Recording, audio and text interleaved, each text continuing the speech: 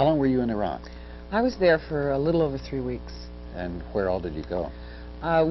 We traveled mainly around Tehran, the city of Tehran. I was there in 1978 and traveled throughout Iran, but for this trip we were mainly in Tehran.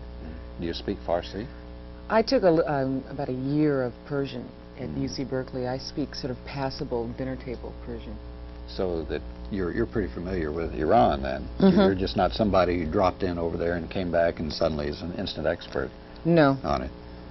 Well, and so now you're traveling around and telling people what you got and having a show and tell program. You've got some documents here. Yes. Why don't you show us what they have? You got these from the students at the embassy in Tehran, the U.S. Embassy in Tehran. These are documents that were released by the students at the embassy, and they were released to the media, and yet they've been suppressed. I don't think that people have really gotten a chance to read through these because they're very incriminating. This whole group of documents here, they're very interesting. They're a series of things for cover considerations. This one here. This man, Paul Timmermans, apparently his cover is a commercial business representative, and he was born in Belgium. Was he with the CIA? Oh, definitely. Yeah. I mean, they're discussing how he should, you know, this is his background information that he should be aware of and what have you. This is not unusual, though, or really not surprising that there are CIA people over there. There's CIA people and intelligence people in every embassy. Oh, no, I don't think it's a big surprise. See, the CIA in Iran was not just reading newspapers or doing this and that. They were actually engaging in sabotage, during the time of the Shah, that they would follow Iranian dissidents. They would turn them in, and these people, you know, were tortured to death or put in prison and what have you. When I talked to the students at the embassy, they had found loads and loads of counterfeit Iranian money that was going to be used to flood the Iranian economy and wreck it. They found electronic spy equipment, all of the things that we are sure exist inside the embassy, but you know, are used against the Iranian people. I think another one of the significant things that the U.S. Embassy was used for is that it was a central organizing place for subversion and counter-revolution in Iran. And then by that I mean that certain embassy officers, their job was to go out to different forces before the revolution, during the revolution, and after the revolution that were loyal to the Shah, and to organize them around the U.S.'s plans for a coup.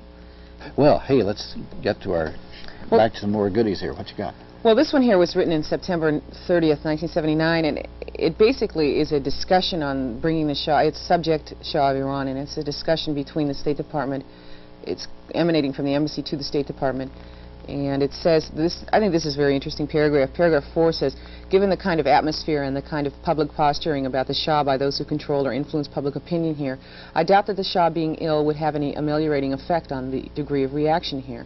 It would presumably make our own position more defensible if we were seen to admit him under demonstrably humanitarian considerations. So it was being arranged way ahead of time. Oh, yeah. Yeah, and in fact, you know, this is, again, this whole question of the Shah's illness, which was the cover for bringing him into the United States, is really, to a large degree, blows that away in the sense that it's clear that what they were trying to figure out is what kind of face to put on his being brought here. This one here is particularly interesting because it is a communique between Sullivan and the head of the Bank of Omran. Sullivan now is who, I forget? Sullivan was the ambassador to Iran during the time of the Shah. And he was there until the completion, to a certain degree, the completion of that portion of the revolution in which the Shah was forced to flee the country. The Bank of Omran is the Shah's personal bank. Okay, and what Sullivan is instructing this man to do is to go into that, to the Bank of Omran, which is now being controlled by young, enthusiastic, sort of revolutionary-minded Iranians, and sort of go in there and wreak havoc within this bank. Right. A lot of places I go, people say, are these really real? And I feel like saying, well, what do you think I did? I went home and got 7 different typewriters and fabricated these documents. What purpose would that serve? Yeah. And that they're always referred to in the sort of the normal, the big press or what have you, as the alleged documents, these so-called unauthenticated documents. I have to share you with other media here in Austin, and you have to go, but I hope you... Thank you very much for having me. Come back again. This is really great. Thank you very much. Bye. Lisa Radcliffe.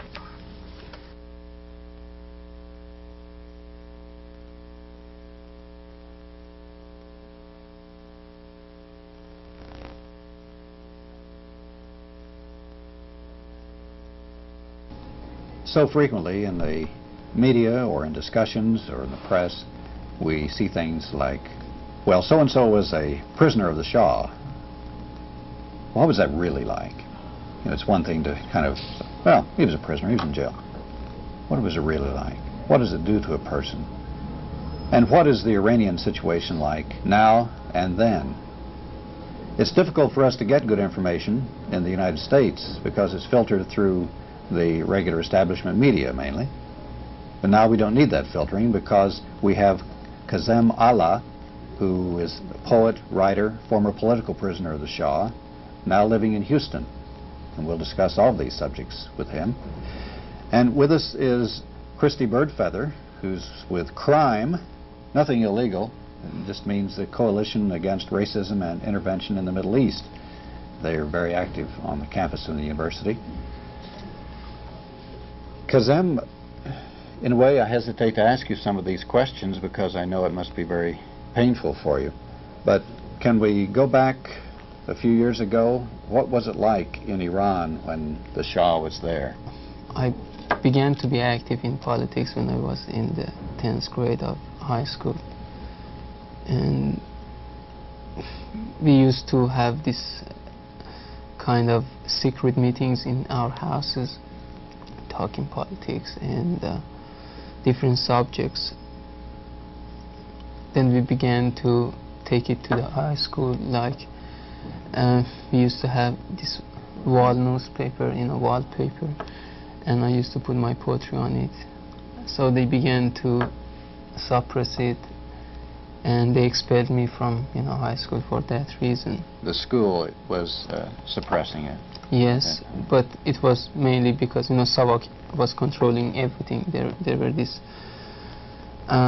supervision committees in every school. Supervision committees of SAVAK, the secret police? In every school. I mean, not only schools, in factories. I mean, in everywhere, offices. They had these supervision committees that they were just having files on everybody's activity. And they several times warned me that to not do that. One time they got me when I was entering the school just before we had an exam. In high school? In high school, and they told me that if you go ahead, we'll arrest you and we'll do that and this to you, and they were just intimidating me. And then when you got to college, you continued your political activity? Yes, when I entered the college, just 3 months after I entered the college, I got arrested. What was the pretext they gave then? We had this mountain climbing organization in university, kind of a sport organization, which was, by the way, illegal because every kind of organization were illegal, especially in universities. And we had these several students on a team going to mountain climbing near Tehran, and they were lost, and we knew they were lost, and we called the police stations to get their help, to send some helicopters and get them. It was in winter. Excuse me. They didn't give us any damn help. And then we sent another team, and we found their dead bodies.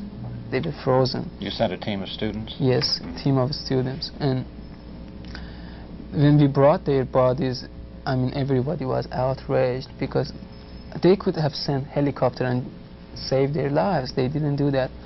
And we had this funeral at a mosque called Ark Mosque, and the mosque was in the center of Tehran near the bazaar. And lots of students, several thousand, I can say, from all universities came to that funeral.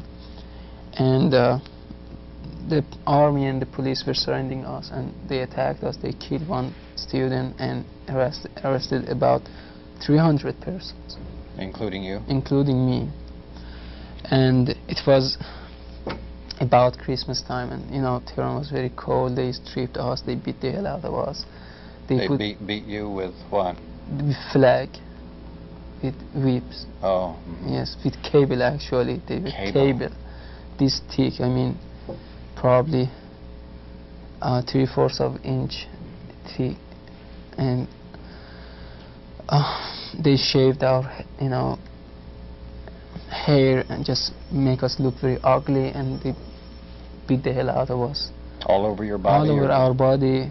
Well, it was funny. Every of the SAVAK people, torturers, would come and just to have fun. They were enjoying it, just to punch or to get somebody's ear and pull and do all. I mean, they were just sadists. They loved it. And there was this guy called Hosseini who used to just love torturing. He was saying, they call me Hosseini. And have you heard my name? I kill people under the torture. I burn them. So just tell me the truth. Do not, play around with me. And, just that kind of thing. And when you said, well, I don't have nothing to say. I don't know why you have arrested me. Okay. And they would put you on this bed or, chairs, special chair, beat the hell out of you or make you naked and, do all kinds of crazy things. But that first time they couldn't keep us more than 2 months because first of all it was mass arrest and all the universities went on strike. I mean, then the bazaar in Tehran went on strike to our support, and then there were all kinds of solidarity messages from factories, and so they really got harassed. They really were scared to keep us. So after 2 months they freed most of us. They kept several, but they freed most of us. They had, some kind of, eyes on us. Even they left, they. I mean, after they released you, they still Yes. followed you and kept track of what you were doing? Yes, I believe so, because the second time that I got arrested, about 11 months after I was freed, they knew not all of I did, but they knew a lot where I went. Even they knew sometimes that what kind of movies I watched. Did they have surveillance on your friends also? I believe so, because they arrested several of my friends too. So after you got out, after, 2 months the first time? 2 months, Then you went 61 back to days. the university? They didn't want to accept us At the university? at the university. And, but, our fellow students went on strike, so they accepted us under this condition that any time we hear something against the government, we have to report it to SAVAK, and if they catch us on something, then we hereby admit that they can do whatever they want to do. So that was the condition in which they accepted you back into school. You had to become a SAVAK informer. Well, we didn't sign that. Uh-huh. We didn't sign that. Nobody signed that. We stayed away from university for about 2 or 3 weeks. So they softened their position because the university was still on strike and our fellow students wanted us in. So they just got this piece of paper that I promised to not get involved in politics and sign it. So then they wanted our parents to co-sign it. Oh.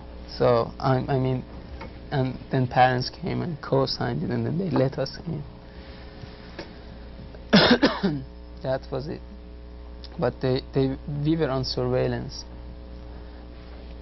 We were several times raided on campus badly. I mean, really badly. People got killed. Raided by SAVAK and the army? And the army. When they raided the campus, they could get anybody, no matter he or she was involved in demonstration, or they would just get anybody that they get. They just make these raids and get and then beat them and arrest them. Yes, and several of our students, got refuge on the roofs. Mm-hmm. The 5th floor, the 6th floor. They threw them away, just threw them like garbage down. And many people got killed that way. Many people had broken legs or arms, or just to say that anytime you protest something, that's the response you get. So just shut up. And they did several times that, and several times they raided the dormitories. But Well, I didn't get arrested. I mean, we escaped. so you managed to not get arrested for, what, another 11 months. 11 months. And what was the reason you were arrested and imprisoned the second time? The second time, we had these fellow students getting killed on the dormitory, and we just overnight we decided to make a funeral for him. And I went door by door with several other students and raised money and got people's, you know, support, and asked them to come and participate. And he was, you know, a native of Isfahan. We had to go to that city. We moved overnight. We went to that city, and with the help of the Isfahan University students, we organized a funeral. Funeral was, you know, forbidden. Couldn't have funeral and getting the body into the cemetery. It was against the law. It was public gathering against the law. You couldn't Even a funeral was considered Yes. a public gathering and was against the law. Yes. You couldn't, you know, walk in the streets, you know, with, you know, people more than 5 or 10. So the police was everywhere to prevent us, but we really organized that. We got lots of support, and people just were pissed off this kind of, you know, operation. They joined us. I mean, the passersby that they didn't know who was killed, and we were saying, you know, Everybody joined the funeral procession. yes, and it just suddenly grew. I mean, they couldn't attack it, and it was just great. I mean, then we began to say slogans against the Shah. I mean, we turned it to an anti-Shah demonstration. And when we went to cemetery, we read some statements, just talking to people. And when we went back for about a week, then they began to arrest everybody who was suspicious in, you know, being involved or organizing this funeral. And they got me, but the main, they first did not ask about that funeral. They were just saying, okay, now what kind of affiliation do you have with this guerrilla movement? They were just torturing me for those reasons. You are a poet and you are radical. Why did you read your poetry for your, you know, friends? Were you instigating riots? I mean, just this kind of questions. So they were trying to get you to confess to various types of activity which you may or may not even have been involved in. That's true. And the way they began to, as they put it themselves, to work on me was and is something that I can never forget. I mean, it's just like a continuous nightmare. First, they made me completely naked and they searched everywhere. I mean, just humiliating, you know, just playing with your body and not only searching. And then they threw me to this solitary and they said, okay, now you have 24 hours to say everything yourself. Otherwise, then we'll work on you. We know how to make you confess. And it was not just 24 hours. It was just being in the center of these torture chambers, hearing all of these cries and screams coming everywhere. I mean, I couldn't sleep for a minute that 24 hours because of this. I mean, you are in the solitary and this guy is screaming, kill me, don't do that, just kill me. And this, I mean, screams all over. It filled your ears. And once in a while this guard coming and looking through that hole to you, and or suddenly opening the door, what you doing? And this kind of, you know, just harassing you. Then the next day in the morning they took me to this room that was filled with blood, you know, very low ceiling, and there was this bed filled with blood and blood all over. I mean, scabs, you know, I mean, this dried blood everywhere, and this smelled dirty, filthy. And they fastened me, my hands and my legs to the, you know, to that bed, half naked. And then this torturer that first came and introduced himself, his name was Karimi, I believe. It was his nickname, it wasn't his real name. Came and said, you know, I am Karimi, and I have killed lots of people who resisted to confess. Now, if you be a good boy, you just say whatever you did. We know everything about you. You just want to hear it from your own mouth. And but if you are a bad boy, then I can't promise that you get away alive from here. So I said, well, I don't know what you are talking about. I never did a bad thing or illegal thing. So they called this boy, he was a young, probably 18, 19 years old soldier, and they gave him cable. There were several cables with different, you know, width, and he was just playing with me. Okay, do you want this thick or this cable or that cable? And they gave one of them to that and said, okay, whip him.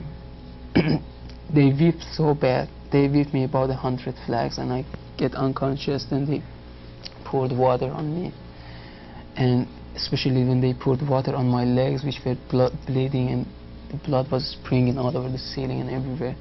It really was painful. Cold blood, you know, cold water on the wounds, and then they kicked me and forced me to walk, jump on my legs, and then they repeated that I didn't say anything, and this continued for the whole day until evening. They just continued beating you or doing other things? They did other things, like he left the room, this Karimi guy, and told this soldier, okay, try to get something out of his mouth, I'll be back.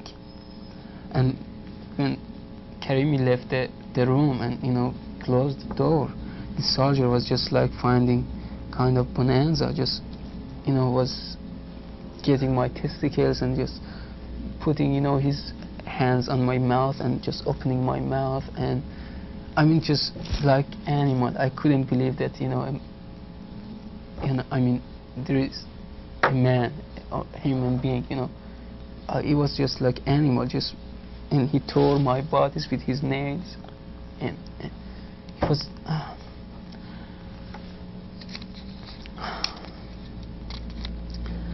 Then it's difficult for you to talk about it. It's a horrible experience. You don't have to if you don't want to, if you really want. I have a duty to say these things for American people to know what was life under the Shah.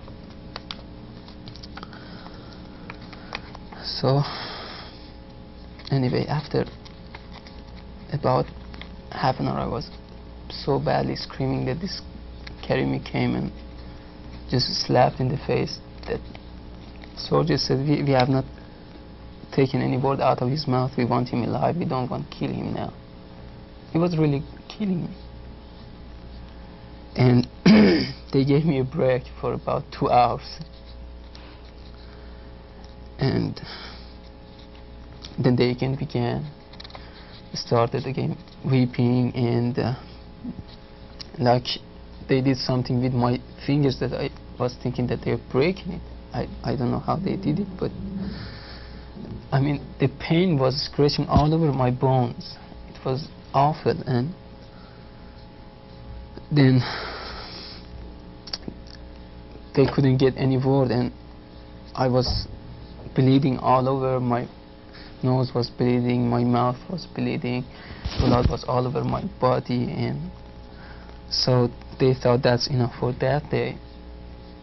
Then they asked me to walk to my solitary. I couldn't walk, so I sat, and somebody cut my calf and pulled me all the way. I'm sorry. To the solitary. And then they began this. I mean, they didn't stop torturing. just taking me to solitary. They didn't let me sleep for 5 continuous days and nights. Anytime I kind of fell to sleep, somebody came and slapped me very bad on the face, so I went back. Then this continued. The next day they again took me to that chamber, and this time they handcuffed me this way, and there was this hook that they hooked me to that, and they could raise it so I could be kind of hanged off my hands, and the pain all over. And they did it several times. Then they threatened me with raping me. Raping you? They threatened, they didn't rape, but they threatened. Oh, pretend they were going to? Yes, they pretend they are going to rape me. They made me naked, and there were these drunk torturers coming in, playing and saying, okay, you want to, have fun with you. And, well, I was so torn that it wouldn't make any difference for me, because I was thinking that I'm going to die in an hour or so. I was thinking, so I didn't react it that, oh, so you are going to do such a terrible thing to me. I just looked at them. So they saw no reaction, it was probably just kind of saying, okay. You're in a state of shock by then. Yeah. So they didn't do it, but then I was, for 47 days in that solitary, very filthy, small solitary. I couldn't go to bathroom. I didn't take a shower for the whole time, and I was stinky. Dried blood was all over my body. I didn't have control over my body. I urinated blood and threw up blood, and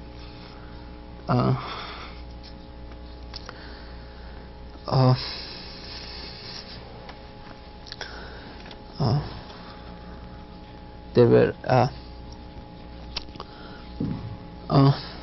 these horrible moments that in the middle of the night they would sometimes come and wake you up and say, okay, and your execution order has been issued, now come with us, and just blindfold you and take you to a place that you hear gunshot and gunfire, and sometimes close you to a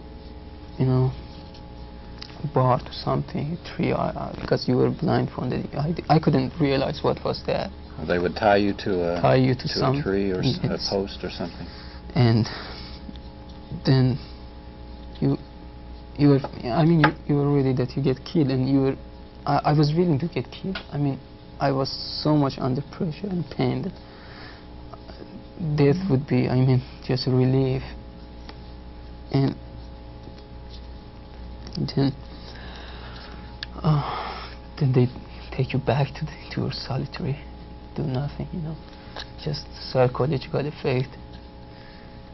And I remember that then my wounds on my palms began to infect, and I several times knocked the door and asked them for medical care. They came and beat me instead of giving medical care. Then by that time they couldn't have gotten any word against me. They forced some of my friends to confess things against me that I did not admit. And I was fortunate that when they arrested me, everybody knew I was arrested, so my friends went to my house and just emptied. They didn't, left anything for the SAVAK. SAVAK later searched it, but they didn't give anything. When you were in the cell, what kind of conditions were there? Any rats or bugs or anything like that? Or was it sealed off so at least be protected somewhat? It was very dirty. I had a very bloody, stinky blanket, and that was the only thing I had. No pillows, nothing, and it was cold.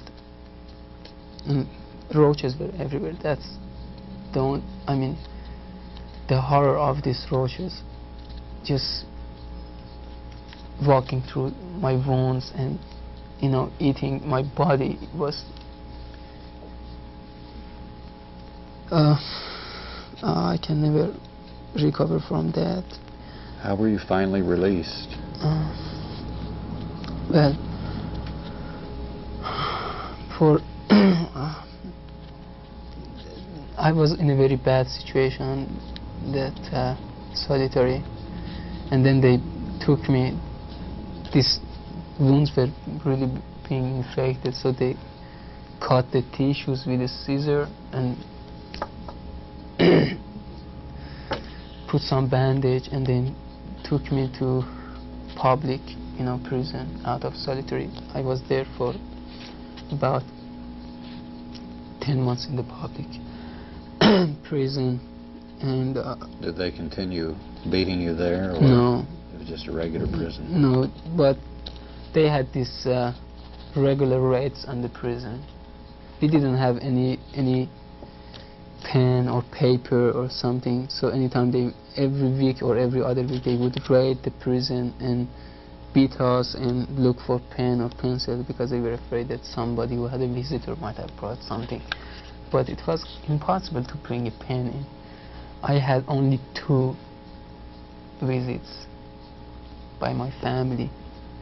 They didn't know that I was alive. They were told that I was executed, and they were told that I was, you know, killed differently, not executed. I mean, they were saying all these kinds of lies to my family, and several times my family came and asked to visit me. They beat them. And beat your parents they when beat they them came to visit me, and just harassed them that your son was a guerrilla and a terrorist, and he's killed, and now if you come one more time here, we'll take you to the same place, and this kind of harassment. And after 7 months I had a visit, and but for one thing, they were crying when they saw me, but it was just something for them that they saw me alive. I couldn't walk, you know, for 1 year, and I couldn't really walk and run like a normal person, you know. These bones still, you know, my palm are still kind of strange. They are not smooth. You know, if you examine them, they are like small heels all over it, because they cut the tissues and healed very badly. Then after 11 months I got a trial, which was pretty funny. A trial? In military court, without representation, and I mean, that was just a mockery of trial. The guy that was supposed to defend me was a major, a colonel in the army, and he came and told the other judges who were also military officers, and told them it was a secret tribunal, and he told them, well, I believe that this boy is guilty. I'm ashamed to represent him. We feed them, we give them education, and now they protest. I mean, he was worse than the prosecutor. So they convicted me to 2 years in jail. I appealed, and it was by the time that the international pressure was really on the Shah and his regime to release these political prisoners, and there were protests all over the world. So the second time I had this chance to have a civil attorney, and he decreased the conviction by 1 year. But after 1 year they didn't release me. They were saying, well, we are not going to release you because you didn't confess. Did they still beat you during that year, or they just keep you locked up? No, they didn't beat me. They just keep me locked up. And so after my conviction was over, my sentence was over, for 10 days every day they took me to the, what we call it basement, just to talk me some way, just telling me we won't release you unless you sign that you will cooperate with the SAVAK. And it was the same time that several other of my friends were also being released, and they would take us together and just be nice, see if we can release you, we can pay you a good salary, you can have a good position after you graduate, and all of these kind of things. If you cooperated with If you cooperate. So then we said no, thank you. And they said, well, okay, now we won't let you out, or even if you were out, you won't be accepted in college again. So we were saying, all of us, that we don't want to go back to that college. We want to find some job, and just anything they said, we refused. They said, we won't let you in the college. Okay, we are not going to go back to college anyway. And they said, we won't let you to work anywhere. Okay, I said, I'm going to help my father in his job. I am not worried about finding a job. You cannot tell my father to not give me a job. So then after this 10 days conversation and taking us and back and forth, they forced us to sign these things that, okay, we release you under this condition that every month you report to police who were you contacted with, where did you go, and these kind of things. And if you wanted to move from one city to another city, you have to report. We signed that, but we never really, did that. Nobody reported. So that was the reason that after they released us the second time, every other month they used to come and pick us at the gate of the university or somewhere in between the university and the house, and just interrogate for 1 hour or 2 hours. Where were you? Well, these activities that you were involved in, which were the pretense for getting you arrested, were activities that were happening all over Iran at the time, yes, with hundreds of thousands of people. Yes, well, we had hundreds of thousands of political prisoners too. And the number of people who were tortured, imprisoned and tortured under the Shah also must have reached, from what I've read, hundreds of thousands of people. If you were lucky enough to stay on a cross intersection and not get arrested, not because if you were staying for no reason someplace, they would get suspicious and think that you have a date with a guerrilla, or because they were suspicious. Their logic was that we are suspicious of anybody unless the opposite is proved. Everybody is guilty unless it's, the contrary is proved, the opposite is proved. So if you had stayed and could stay one place, and one day you would see these SAVAK cars passing by and just picking up the youth for no reason, or searching them on the wall and taking them. Just those people would disappear.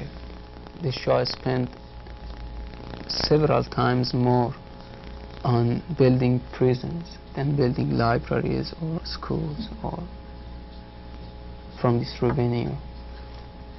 And in every major city we had big prisons, camps, really big prisons, thousands of prisoners. And in only Tehran we had 3 big prisons, 4. And in my prison probably we estimated there were about 7,000.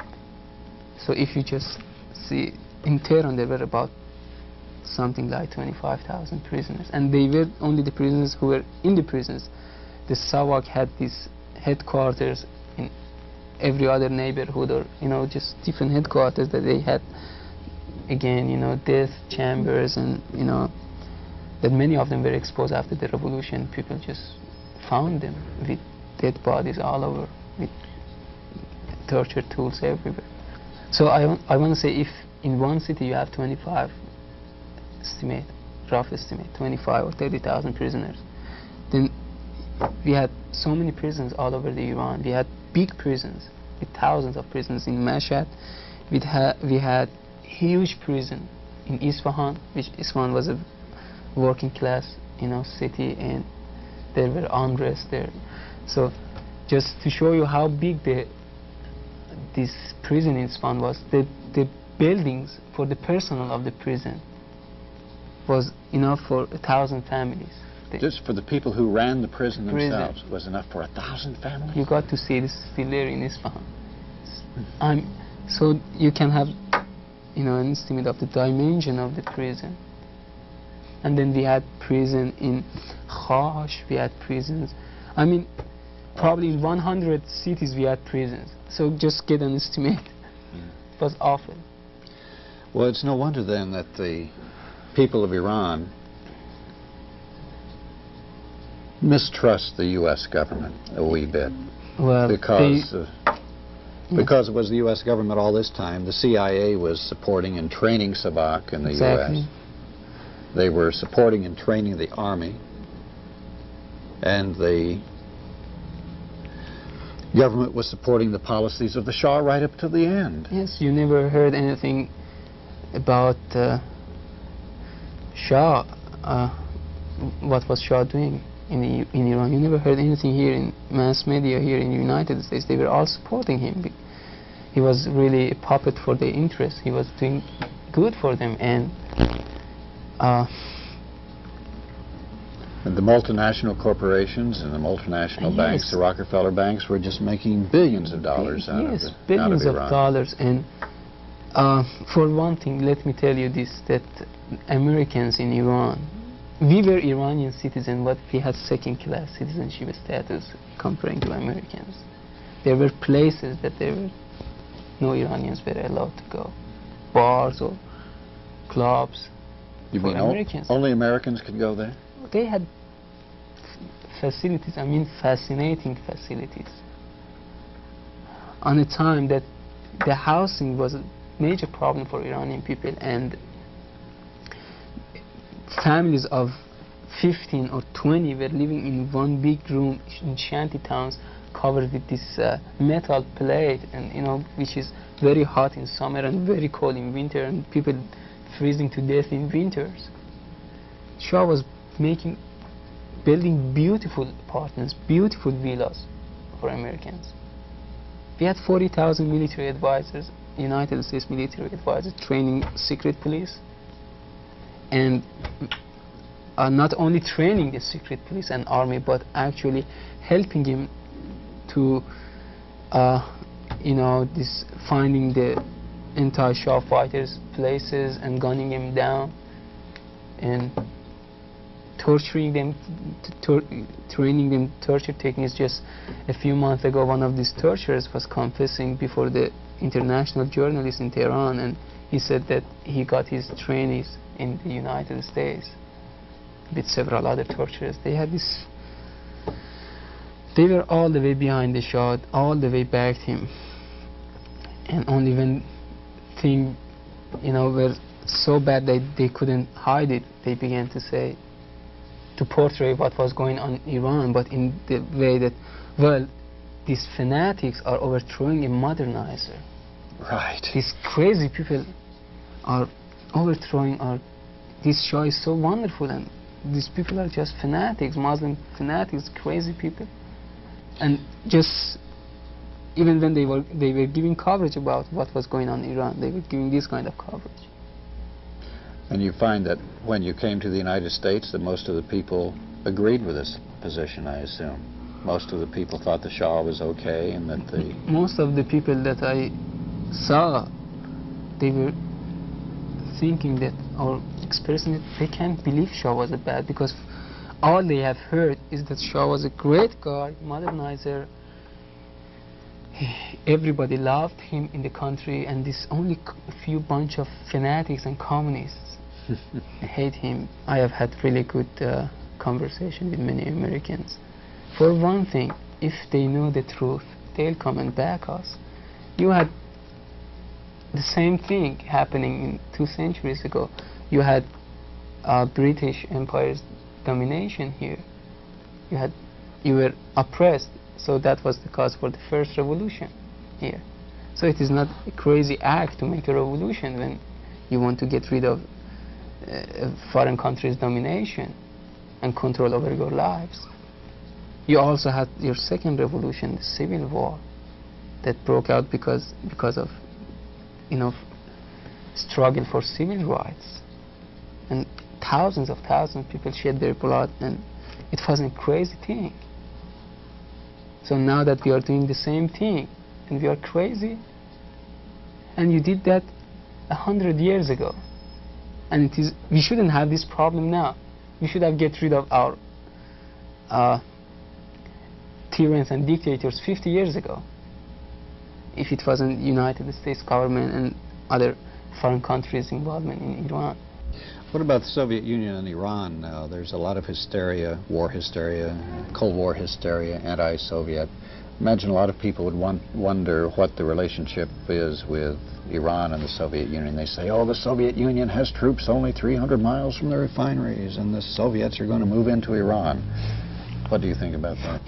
Any country who was in the side of the Shah, people hated. Soviet Union's bureaucracy, at the time that Shah was massacring people, were sending messages of congratulations for his birthdays.